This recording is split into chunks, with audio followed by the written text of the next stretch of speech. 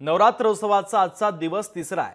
कोळ्यांची तारण करती अशी जिची ख्याती आहे त्या वरळीच्या ग्रामदेवतेच्या दर्शनासाठी नवरात्रोत्सवाच्या काळात कोळी बांधवांसह मुंबईतील अनेक भक्तगणांनी गर्दी केली आहे।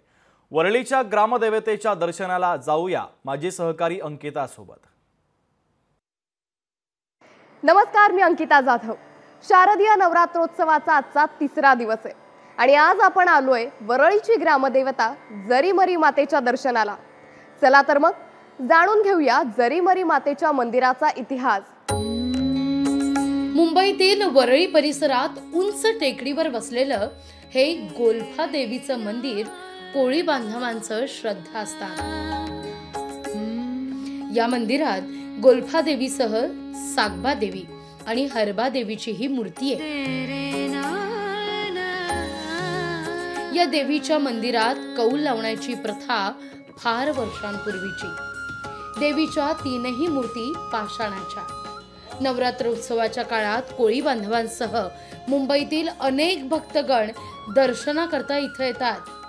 पण या माय माऊलीची काय महती आहे ते सुद्धा जाणून घेऊया या मंदिराचे अध्यक्ष नंदू गावडेंकडून। ज्या वेळेला मुंबईत 7 बेटा झाली त्यावेळेला वरळीच्या बेटावर जरीमरी मातेचा उगम झाला आणि बेटावर म्हणजे ह्या चारी बाजूला डोंगर होते आणि ह्या डोंगराच्या बाजूला समुद्र आणि समुद्राच्या गाजेच्या निसर्ग सुंदर परिसरात हिचा उगम झालेला।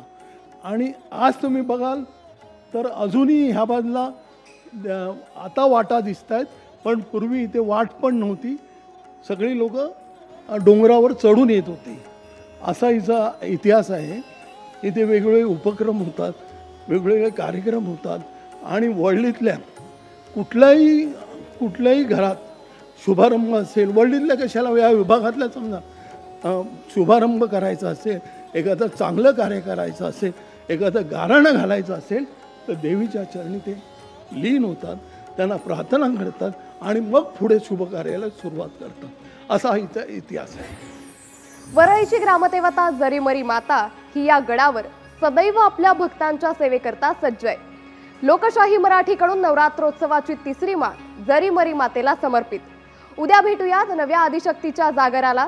कॅमेरा पर्सन विनीत पेडणेकर सोबत मी अंकिता जाधव, लोकशाही मराठी, मुंबई। लोकशाही मराठी ऐका, पहा, जागरूक रहा।